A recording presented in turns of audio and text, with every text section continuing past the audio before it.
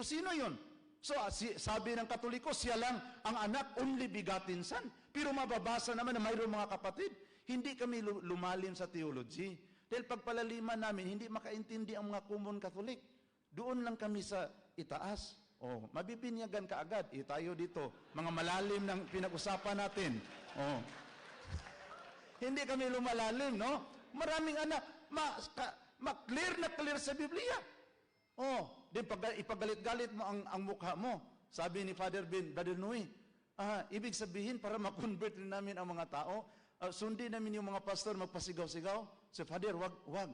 Kailangan ang aura mo, tatay. You are the father of the parish. Dahil pag sundin mo ang aming aura, pasigaw-sigaw, aura yun ni Judas Iscariote. Bakit?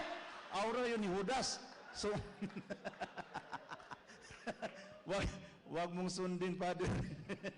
So, yun. Pangalawa, na tinanggihan namin na si Mama Mary ay hindi na virgin.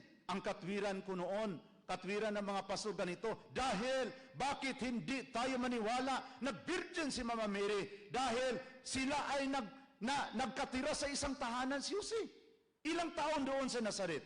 Anong masasabi ni Maria kung wala siyang gagawin, walang gagawin si Jose sa kanya? Nakatulog lang. So hindi tayo papayag na virgin ang mahal na Birhen Maria. Dahil linagay ko ang aking sarili na ako si Jose. Hindi ko mapigilan ang aking sarili. Lalaki ako. Ganyan. Ngayon, isang pastor sa Parañaque sinunod last month. Tayo siya. Na-dialogue kami. Wala lang debate, dialogue lang. Sabi niya, ang katwiran ko ng argument ko ng ginamit niya. Dahil linagay ko ang aking sarili na ako si Jose. Hindi ko mapigilan ang aking sarili. Hindi ako maniwala na Birhen si Maria. Sagot! Sabi ko, yun ang dahilan, hindi kayo ginawang Jose. Dahil sa mukha pula pa lang, hindi kayo pang Jose.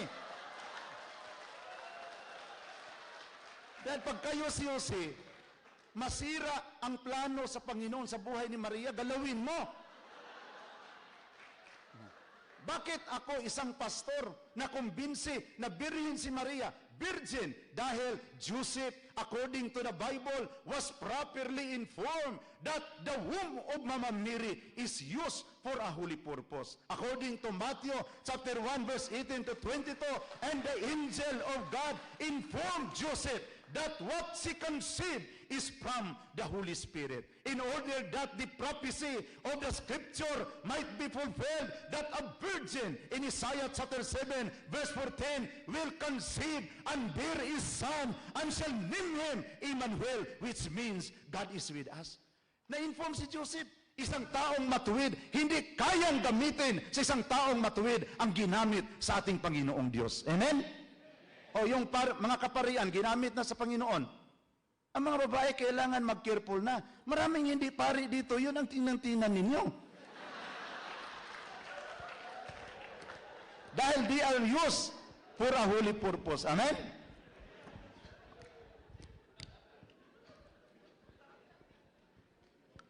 Tingnan ninyo yung mga babae na nakadagit ng mga pari.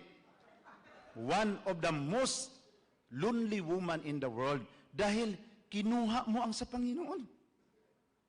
So kailangan, kung bata pa kayo, huwag kayong magpunta-punta palagi sa kumbinto. Piliin natin yung mga medyo may edad na, no? Mga nandyan na sa senior citizen period para mailayo sa tukso. Joke lang ha, palakpakan natin ang Panginoon. Of course naman, sa pastor, wala ring plano dahil walang ibang sinisira. Ngunit isang panahon nagulat ako na sa aking pag-akay ng mga Katoliko, marami ring mamislead.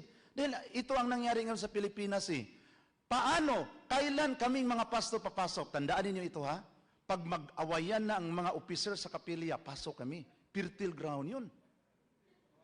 Fertile ground. Pag mag-awayan na ang mga parokyano at saka ang parish priest, padala kami kaagad ng church planting. Tatayo kami kaagad ng simbahan dahil na-discourage ang mga common Catholic, ang mga weak Catholic na tiningnan ang mga leaders sa parokya, nag-awayan ang mga kaparian at ang mga officers, ang Parish Pastoral Council. That is a fertile ground of another faith. That's why ngayon, being warriors of our Lord Jesus Christ, we let us be careful of our movement. Baka ito magiging panahon, opportunity, para papasok ang mga bulaang propeta at tangayin ang mga tupang binili sa dugo ng ating Panginoong Hesukristo. Amen? Kung ako sa aking sarili, no, tulad naming mga pastor, may born again, baptist, mga evangelical, magbangayan rin kami. Magbangayan rin kami. Sabi ko, pastor, wag na lang tayo magbangayan. Mas mabuti pa, uwi kayo doon at saka pag-akay ng maraming pastor tulad sa iyo. Kaysa i-compare natin ang masteral mo sa Greek and Hebrew. And then, hanggang ngayon, ilan ng taon, 2 pa lang ang naakay mo. Ang importante ngayon, sinong naakay natin sa Panginoon. Amen? Palakpakan natin ang Panginoon. Okay. Ngayon, mayroon pa kaming paano namin tinitira si Mama Mary? O tingnan nyo, sabi nila na inangkin ni Jesus si Maria na kanyang nanay. Actually, hindi. Tingnan mo sa Matthew chapter 12, verse 46 to 50. Memorize namin yun lahat. Yung mga verses na parang panira sa Katoliko, memorize namin lahat. Yung pabor sa Katoliko, hindi namin sinali pag memorize.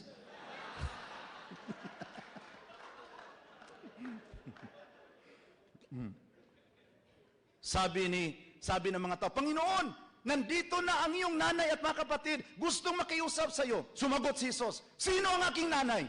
Sino ang aking kapatid? Sila na nakikinig sa mga salita ng Diyos at tumutupad nito. Tingnan mo mga kapatid, hindi nga inangkin ni Jesus inay niya si Mama Mary. Sumigaw pa si Jesus Actually, depende lang yon kung pastor ang magbasa. Pero kung Katoliko, iba yon ang pagbasa Sino ba ang aking inay? Sino ba ang aking kapatid? Sila na nakikinig at tumutupad sa salita ng ating Panginoong Diyos. Amen? Pero kung born again yun at sa Iglesia ni Cristo, sino ang aking inay? Sino ang aking kapatid? Pero kung Katoliko yun, sino ang aking inay? Tulad ng isang tatay na si Pilimon nagpaaral sa kaniyang anak. Ngayon, malapit ng exam, nagpadala ng sulat si Tatay Pilimon, tay. Sinulat. Ngayon, wala nang eyeglass, hindi makabasa si Tatay Pilimon dahil, walang eyeglass, pinabasa niya sa isang tambay. Ginanon pagbasa, Dear Tatay Pilimon, padalhin mo ako ng pira dahil hindi ako maka-exam kung walang pambayad sa tuition. Anak mo, Renato. Sabi ni Pilimon, dahil lang nakapag-aral na ng kolehiyo, sigaw-sigaw na. Nalungkot si Tatay Pilimon doon sa ilalim ng kahoy. Bigla na lang dumaan ang katikista. Sabi ng katikista, Tay, bakit malungkot kayo dyan? Sabi niya, itong anak ko, nakapag-aral lang ng kolehiyo. Grabe, sakit magsalita. Tay, ako daw magbasa sa sulat niya. Sabi niya, sige, ikaw Dear Tatay Pilimon, Tay, padalhan mo na ako ng pira dahil pag hindi kayo magpadala, Tay, hindi ako maka-exam next week. Anak mo, Renato, sabi ni Tatay Pilimon, yun ang mabait na anak.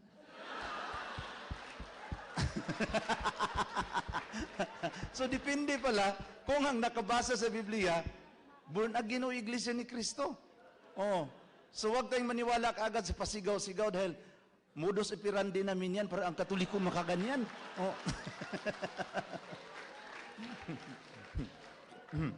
Ngayon, yung nakita ko ang mga paratang namin sa kay Mama Mary, na ang aming argument, bakit tadaan pa kay Maria?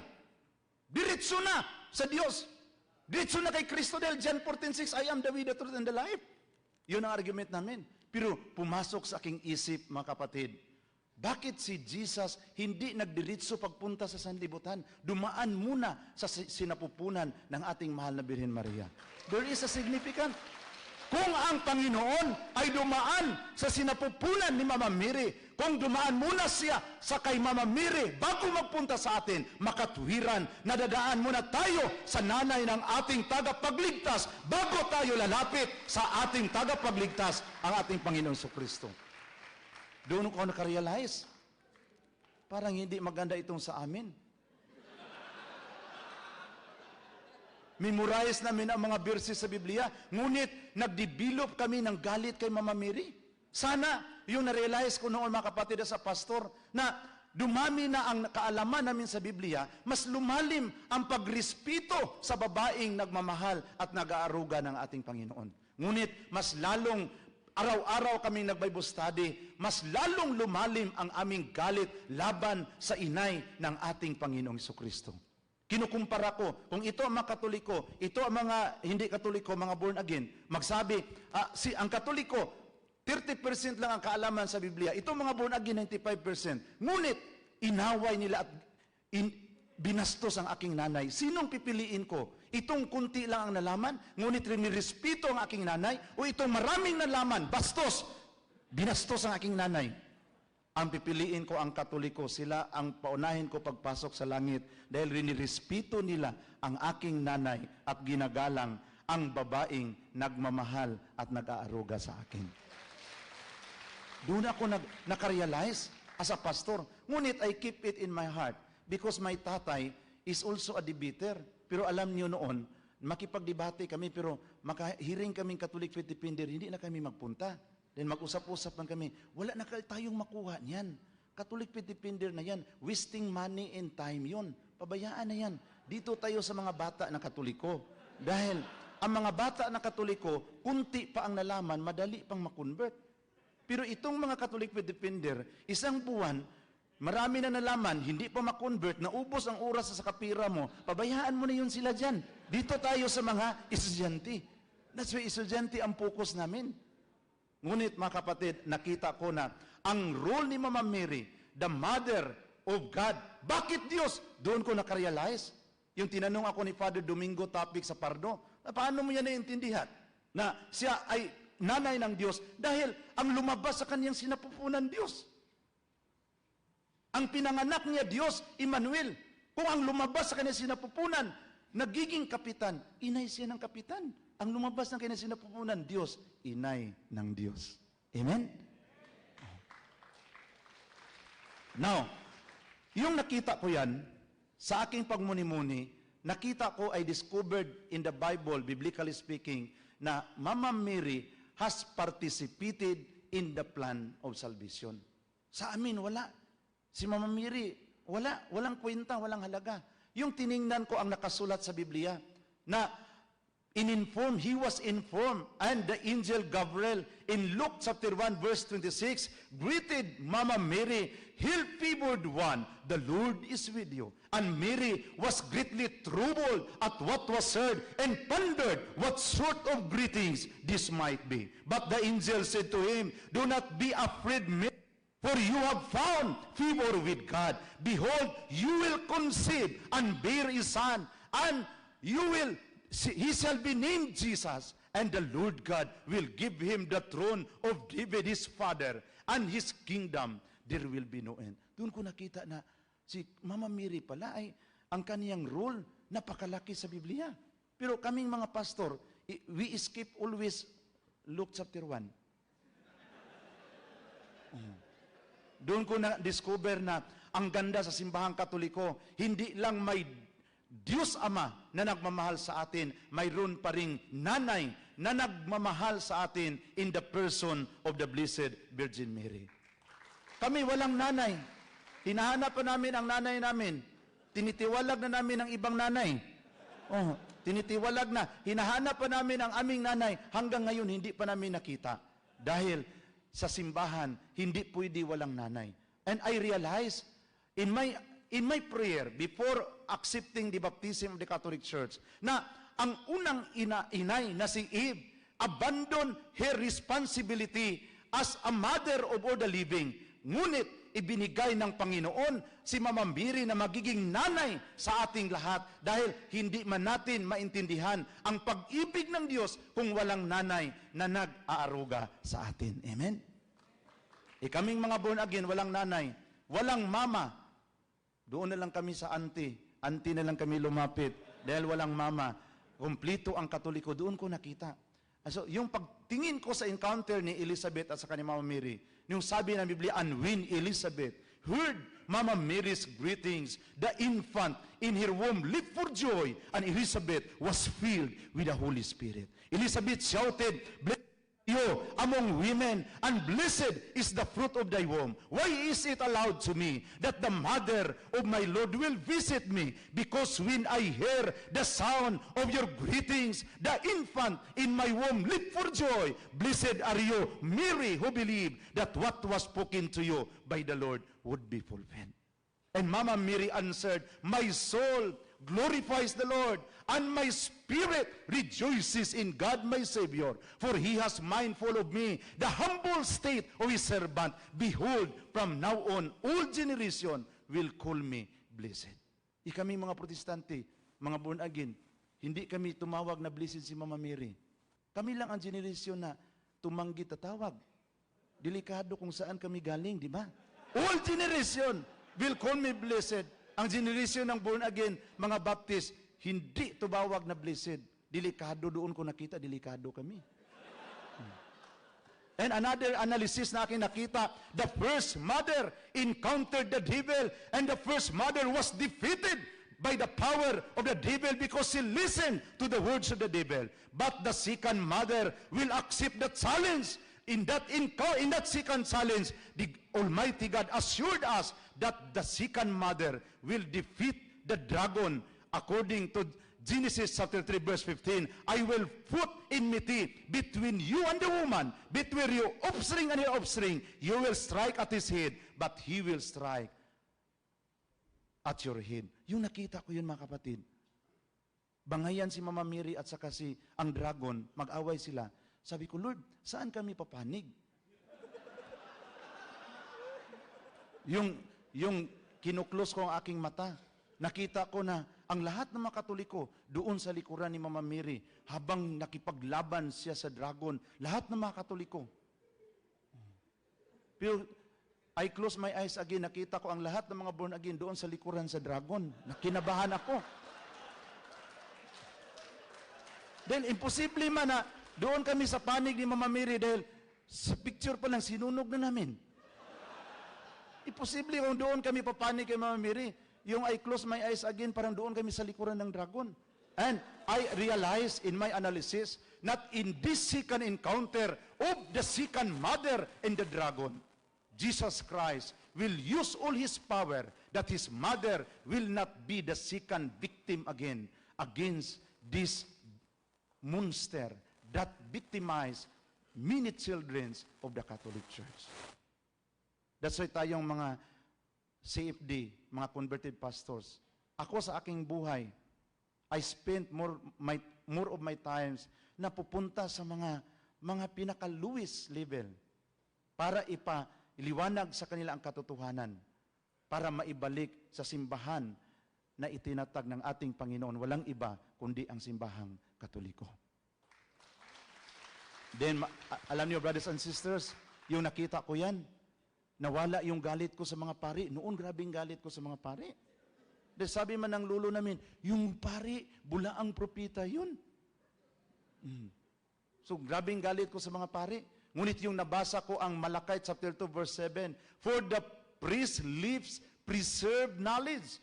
People should go to them and ask my will, because they are the messenger of the Almighty God. Ang tungkulin sa mga kaparian, ang pagtuturo sa tamang kaalaman sa Diyos, ang mga tao ay kailangang doon lalapit sa kanila dahil sila ang sugo sa makapangyarihang Diyos. Sinong sugo na tinutukoy? Hindi si Brother Felix Manalo, kundi ang kaparian. Amen? Marami ring mga Katoliko na mislead, na naniwala na si Manalo ay isang anghel na lumilipad galing sa silangan. Pero kung tingnan natin, totoo bang anghel? Anong katangian sa anghel? May pakpak. Siya mayroon bang pakpak? Siya ang pinakaunang anghel na naglakad lang hanggang ngayon, hindi nakalipad. Kasi yun ang harapin natin ng mga bulaang propeta. Amen? Dahil naglakad lang eh. Ang anghel na yan, maraming na mislead. Ito ang responsibilidad natin. And by the grace of God, yung nakita ko ang lahat, kahit na founder ako sa isang born-again group, may pira na ako, madali man lang maghanap ng pira kung mayroon kayong relihiyon na itinatayo. Dahil ang mga American madali mag-trust, no? Maniwala basta mayroon kayong legal identity. So, may pira na sana. Yung mga kasama ko, yung pastor, mga classmate, may mga sasakyan na, may mga school na natayo. Ngunit ako ngayon, dahil ako lang ang nagiging Katoliko sa aming mga classmate, naglakad pa rin, pero walang problema sa akin. Ang importante, naririto na sa loob, sa simbahang itinatag ng ating Panginoon. At kami mga converted pastor ay palaging tumitingin sa inyong mga apologies. Na habang ako ay nanalangin sa Panginoon, praying for you always, na kayo ay protektahan ng Panginoon. Bakit? Galit si Satanas sa inyo. Maraming Katoliko hindi natuloy pagka-born again dahil sa inyo eh. That's why kayo, hinahabol kayo dahil sa mga apologetic seminar ninyo. So ngayon, hinahabol kayo ni Satanas, anong gawin? Alam na natin kung anong gawin ni Satanas. Kung kami naman ng mga pastor noon, mayroon kaming quorum, saan ang nagkagulo ngayon na parokya? Saan ngayon ang kapilya nagkagulo? Saan yung pari na isyo? Doon kami kaagad papasok. That's why sa atin ngayon, sa ating mga tagapagtanggol, tagapagdipinsan simbahang Katoliko, mamahalin natin ang ating mga kasamang tagapagtanggol. Kahit na hindi sila tulad sa pag-iisip natin, ang importante na natili sila sa simbahang itinatag ng ating Panginoon. Amen? Kahit na, tulad sa akin, mayroong isang pastor mag-convert, hindi kami magka-agree sa isang point. Hindi ko na siya pupuntahan para lang mag-away kami dalawa. Pastor, ipagpatuloy mo lang yung pag-akay sa iba pang mga pastor. Dahil hindi man tayo magkaintindi, dahil kayo, Baptist, ako, Presbyterian, kayo, born again, ako, evangelical, iba-iba ang mga background. Ang importante, dito tayo nanatili sa simbahang itinatag ng ating Panginoon. Amen? Ipanalangin natin. Sabi nga ni Jose, yung umuwi na ang kanyang mga kapatid sa Kanaan, yung uwi na sila, yung biglang sinabi ni Joseph, ako si Joseph! So, nag-blim-blim na sila. Kayo nga bininta natin sa Egypt. Pero sabi ni Joseph, do not be afraid. Do not blame yourself. You have plotted evil against me, but God turned it into good in order to save many people's life. Kahit na nagplano kayo ng hindi maganda sa akin, do not blame yourself. Huwag niyong sisihin ang inyong mga sarili. Kahit na nagawa ninyo ito sa akin, dahil itong mga masamang pangyayari ay the Lord is turning it into good in order to save many people's life. Maraming mga problema. As apologists, kahit na ako ngayon, na yung pinanindigan ko na i-register sa SIC ang Association of Converted Pastors, maraming mga humaharang. Kahit na mga classmate kong pastor noon, wag! Pag ano lang kayo dyan, pero nakita ko mas maganda. Para kung mayroon mang mga biyaya, mailagay sa account number in the name of the association, hindi sa aking pangalan. Dahil marami nang nagdududa na yumaman na si Brother Nui, pasakay-sakay na palagi ng eroplano. So kailangan mayroong proper organisasyon, doon malagay ang pira.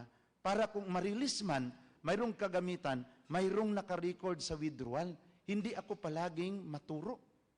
So ginawa ko yan. Dahil alam niyo mga kapatid, yung nakita ko ang katotohanan, I made my decision to be baptized in the Catholic Church by the grace of God. I was baptized in October 4, 2007, pinakaunang pastor sa Diocese of Cebu na nagiging converted sa simbahang Katoliko. Yung binyagan ako, maraming mga pagsubok, my own family, issues left and right. Pero sabi ko sa Panginoon, Panginoon, hindi ako maka-promise na hindi ako magkamali. Ngunit i-promise ko sa iyo na kahit magkamali ako, hindi na rin ako tatalikod sa simbahang Katoliko, ang simbahang itinayo mo. Binigay sa Panginoon ang kaloob na makapunta ako sa Hulilan. Nakapunta ako sa Hulilan. Nakita ko doon na mismo sa bahay ni Mama Mary ni Jesus sa Nazaret. Katolikong simbahan ang nakatayo. Pagpunta ko sa bahay ni San Pedro sa Capernaum, Katolikong simbahan. Sabi ng aking makasamang pastor, hindi, the church is the assembly of the believer. Mali yun dyan, hindi building. Sabi ko, anong ibig mong sabihin? Yung simbahan mo na hindi nakatayo dito, yun ang i-recommend mo? So, hindi, the church is not a building. But the church build a building kung saan sila magtitipon-tipon. Sabi nga ng lolo ko, hindi Katoliko, mali ang Katoliko. Pagpunta ko, nabrinuwas ako sa aking lolo. Pagpunta ko doon, Katoliko pala. Sa bahay ni Peter, sa bahay ni Mama Mary sa Nazaret. Sabi ko, Lord, patawarin mo ang lolo ko dahil hindi man siya nakapunta sa hulilan. Hindi nga nakapunta ng Boracay, sa hulilan pa ba? So of course mga kapatid, yung pag-uwi ko sa Pilipinas, dala-dala ko ang mga picture doon sa bahay ni St. Peter, sa bahay ni Mama Mary, ang aking tatay. Hindi ako maniwala na si Maria, inay ng Diyos. Sabi ko, tay, pag ipagpatuloy mo yung pagsunog sa mga larawan ni Mama Mary, tay, ang masaktan si Jesus. Wala yun sa Biblia. Siya, of course naman. Hindi man yung kailangang ilagay sa Biblia yung panununog mo.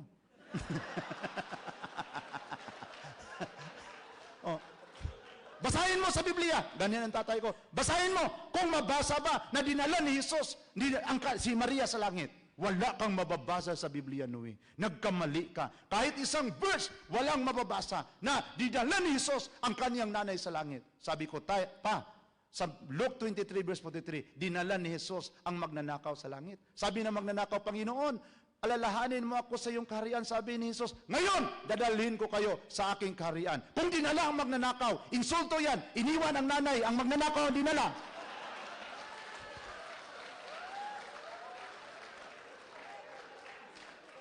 Imagine, ang magnanakaw dinala, ang nanay iniwan. Kung si Jesus may capacity, if Jesus has the capacity to bring the thief into heaven, there is no reason that Jesus has no capacity to bring his mother into paradise. That is a great insult. Hindi na kailangan basahin pa sa Biblia pa. Sabi, na ganyan aking papa. Ang nanay mo mag-collapse. Dalhin mo sa ospital, hindi. O born again ka na. Magsabi na, wag mo na. Basahin mo na natin sa Biblia kung dalhin ba natin si mama sa Biblia. Na. Sorry, Gidma, dahil wala sa Biblia, oh.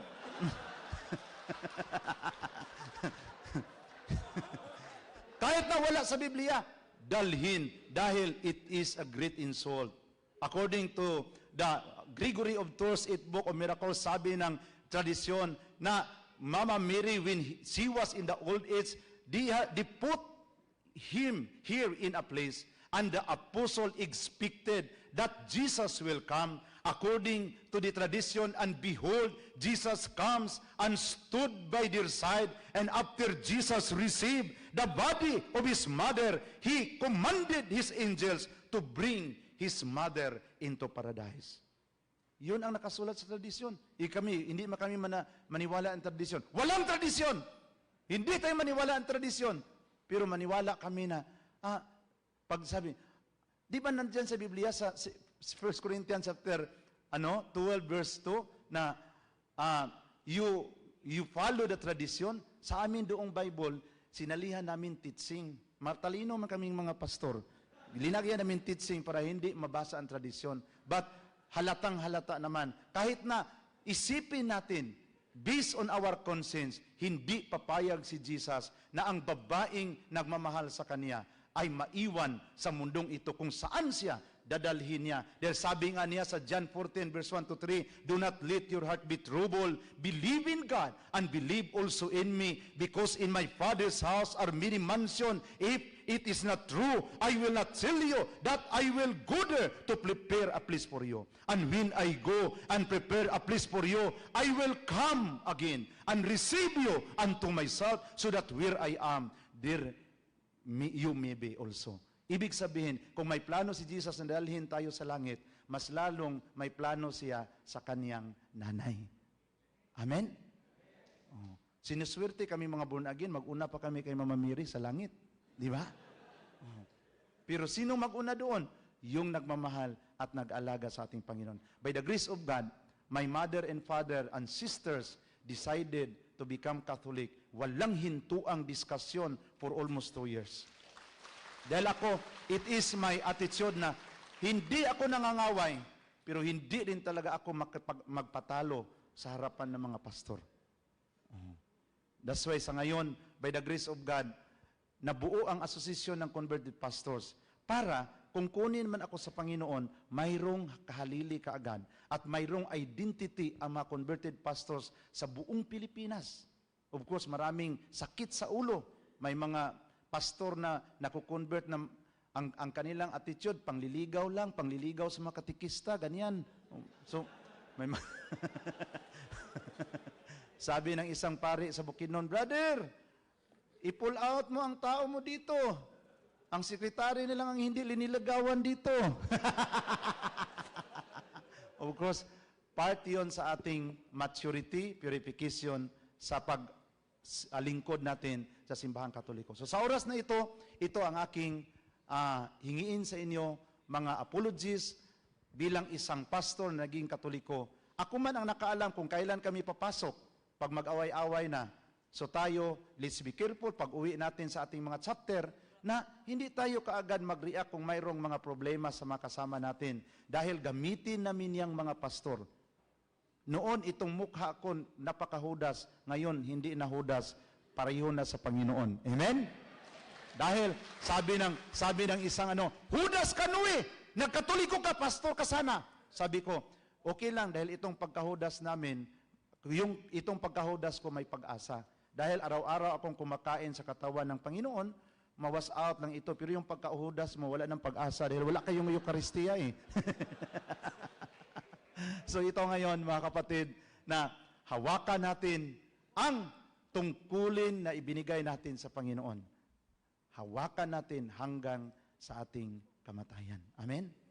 So sa oras na ito mga kapatid, gusto ko lang sa ating pagtapos, hindi ko man masabi lahat ang reason of my conversion. Ngunit mayroon rin akong talk after now. After this talk, I will proceed to another venue. But I'll be praying for you na sa pag-uwi ninyo sa inyong mga tahanan, dala-dala ninyo ang pag-ibig at pagmamahal ng Diyos. Na kaya nating mahalin itong mga brothers na nagbibigay ng bigat sa ating puso. Kaya natin silang mahalin. Dahil sa totoo lang, kung iiwan nila ang Katoliko, tayo man ang masaktan. That's why sa mga pastor na nakapasok na sa Katoliko, binigay ko ang lahat na pasensya. Ang importante na natili sa simbahang Katoliko. Amen? So sa oras na ito mga kapatid, gusto ko lang tawagin ang mga converted sa Metro Manila, wag lang muna ang Visayas at Mindanao. Gusto kong tawagin ang ating mga kapatid na mayroon tayong Muslim na ngayon naging Katoliko na, Brother Robert and Brother Jericho. Please come forward. Isang pastor ng Born Again, Brother Gary Sanchez. At saka isang madre na muntik ng magiging pastora, pero ngayon nagiging madre na rin dahil nakita ang katotohanan. Tawagin natin Sister Sor. Isang born-again pastor na si Brother Alejandro. Tawagin natin sila. Ito ang mga convert natin. At saka marami pa mga convert na galing sa iba't ibang dako ng Pilipinas na ngayon naririto kasama natin. Gusto ko ring mabanggit ang mga kasama ko galing sa Cebu, si Brother Paul at saka si Brother Sunny. No, naririto rin. Ito, i-recognize ko rin sila. Nandito pala. So, ngayon, mga kapatid, God will make a way. Kami committed na rin, ako personally, kung ano mang mangyayari, dito na rin ako magpakamatay sa mga Katoliko. Na maraming mga trials. Sometimes, hindi tayo maintindihan. Pero ang importante, nagpapatuloy tayo sa ating tungkulin bilang mga sundalo sa simbahang itinatag ng ating Panginoon Jesucristo. Uuwi tayo dalhin natin ang pag-ibig at pagmamahal. Ang ating mga isip at puso nagiging kumplito sa katalinuhan at kaalaman. Ngayon, kumplituhin natin ito. Dahil sabi ni Apostol Pablo na walang halaga kahit narito sa akin ang lahat na kaalaman. Kung walang pag-ibig, wala itong kabuluhan sa mata ng Diyos. So uwi tayo, last day ngayon, my prayer for you na ingatan kayo sa ating Panginoong Diyos. Alam ko na maraming nagalit sa atin. Ako, I'm always threatened. Kahit na sa comments ko lang sa Marawi, nagiging malaking usapan sa Facebook. Sabi nila, na-hostage na si Father Suganob, mga madre. Sabi ko, wala bang born again na sali pagka-hostage? Mayroon rin nag-comments na, una silang tumakbo, brother. Sabi ng sunod na comments, makita ka namin, brother, patayin ka namin ba? Comments na sa marami, nagtanong lang nga eh. Kung mayroon bang born again na sali pagka-hostage? Wala. Ang Katoliko ang victims of persecution. Matthew chapter 24 verse 9, dadalhin kayo sa mga hukuman, papatayin kayo dahil sa aking pangalan. Handa tayong harap kung anong mangyari sa ating buhay. Sa ating papagkibaka, sa ating pagdipin sa simbahang Katoliko, wala na tayong ibang iniisip. Kung mamamatay man tayo dahil sa ating panindigan sa katotohanan, tanggapin natin. Ito ang pinakamahalagang alay sa ating Panginoong Diyos. So sa oras na ito, mga kapatid, let us pray together. I'll ask you to close your eyes. Panginoon, salamat sa iyong magandang kalooban. As we make the sign of the cross, in the name of the Father and of the Son and of the Holy Spirit, we recognize you, Almighty God. Nakatayo ako sa harapan sa iyong mga anak para hingiin sa kanila na manindigan hanggang sa katapusan ng aming paghinga. Panginoon, maawa ka sa iyong mga anak na sa kanilang pag-uwi, dala-dala nila ang pag-ibig at pagmamahal. Kahit na hindi magkapariha ang aming mga pag-iisip sa aming mga kasamang tagapagtanggol, ngunit mahal namin sila, Panginoon. Turuan mo kami na mag-focus kami sa mga nawalang mga tupa. Uwi kami, puntahan namin ang mga tupa na inaakay sa mga bulaang propeta. Harapin namin ang mga bulaang propeta, Panginoon, upang ang mga tupa na naligaw ay may pabalik sa iyong kawan. Sabi mo nga ng John chapter 10 verse 16 na mayroon akong ibang tupa na wala sa kawan na ito.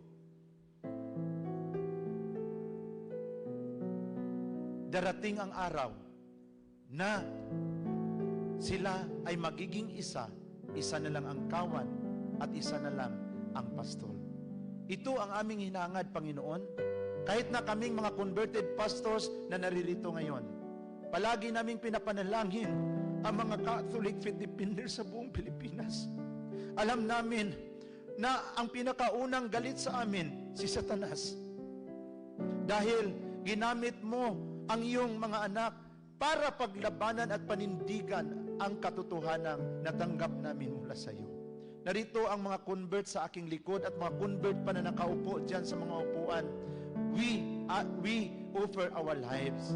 Na sana, Panginoon, makita-kita pa kami sa sunod na taon. Hindi kami magkahiwalay. Dahil tinawag mo kami, Panginoon, para panindigan. Lalo na si Mama Mary na palaging sinisira. For 15 years, wala akong ibang ginawa ang paninira kay Mama Mary.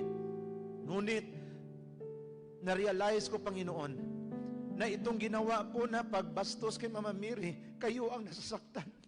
Nagsisi ako sa aking buhay. Kahit na hindi ako perpekto, Panginoon, nadesisyonan ko na magbalik sa iyong simbahan. At sana, Panginoon, hindi lang kaming mga pastor ang naririto, ang maakay pabalik sa iyong simbahan, kundi hipuin mo pa ang marami pang mga pastor na galit sa iyong simbahan. na sila rin ay makabalik sa simbahang itinatag mo. Hindi ito namin magagawa, ngunit walang imposible sa iyo. Sabi nga ni Angel Gabriel, for in God nothing is impossible. Sa Panginoon, sa mga problema na hinaharap namin ngayon, tulungan mo kami na hindi namin isipin na ang mga kasama namin sila ang nagpabigat.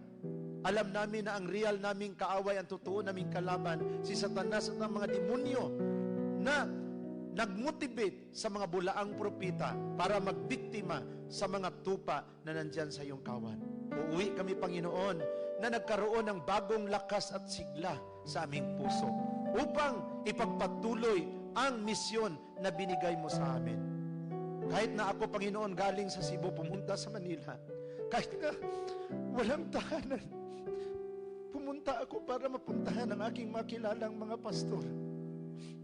Hanggang ngayon, I survive for almost 4 years na kinalimutan ko na ang aking sarili para lang maipagpatuloy ang misyon na ibinigay mo sa akin at sa iba pang mga convert sa buong Pilipinas. Kayo, Panginoon, ang hanap ng paraan na maipagpatuloy namin ang pagkakaisa at pagmamahalan. Ito, Panginoon, ang pinaka-importante. At alam namin na kayo, Mama Mary, nasaktan kayo kung kami ang mag-away-away dahil kami ang iyong mga anak. Paano man ang aming kaalaman kung hindi kami magkaintindihan? Gusto naming matuwa ka, aming ina, na sana ang iyong pagmamahal bilang ina ay sumusubaybay sa amin, sa mga pastor na mga convert sa buong Pilipinas. At this point, I want to sing this song, God Will Make a Way. Kahit na sa mga mabigat na hinaharap natin, God will make a way. God will make a way where there seems to be no way. He works in ways we cannot see. He will make a way for me. He will be my guide. Hold me closely to His side. With love and strength for His day, He will make a way. He will make a way. Mama Mary, tingnan mo ang iyong mga anak. Kami ay sa iyo. Kami ay iyong mga anak. Ikaw ang aming ina. Hindi ka kinikilala sa maraming mga tao sa Pilipinas, lalo na ang tulad sa akin ng mga pastor. Mama Mary, tingnan mo kaming lahat. Kasama ka namin sa aming pag-uwi bilang aming nanay sa aming buhay. Turuan mo kami. Saan kami lalapit? Anong isabi namin sa mga taong pupuntahan namin para maakay namin pabalik sa simbahan ng iyong anak? Lipuin mo ang mga puso namin, Mama Mary, dahil alam namin na ang paghihipo sa isang nanay ay nagbibigay ng sigla at inspirasyon sa aming paglilingkod sa iyong anak. Hipuin mo kami. Ipaalaala mo sa amin na mas mahalaga ang aming mga kapatid kaysa aming mga ugali. Turuan mo kami, Panginoon. Turuan mo kami, Mama Mary. Kayo ang aming mapagmahal na nanay. As we continue singing this song, let us continue to contemplate the love of Mama Mary. Na sa ating pagtingin ang simbahang Katoliko na natiling united as we obey our Pope Francis, sa ating mga obispo, dahil sa alam natin ito ang simbahang itinatag ng Panginoon. Siya ang hanap ng paraan para tayo ay patuloy na magkakaisa magmamahalan hanggat sa katapusan sa ating buhay. God will make a way where there seems to be no way. He works in ways we cannot see. He will make a way for me. He will be my God. Hold me closely to His side. With love and strength for His name, He will make a way. He will make a way.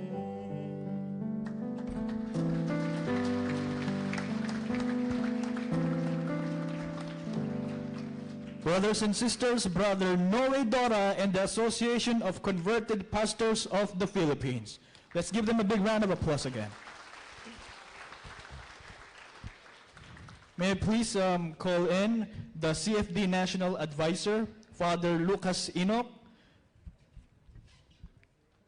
to award our certificate of appreciation to our beloved brother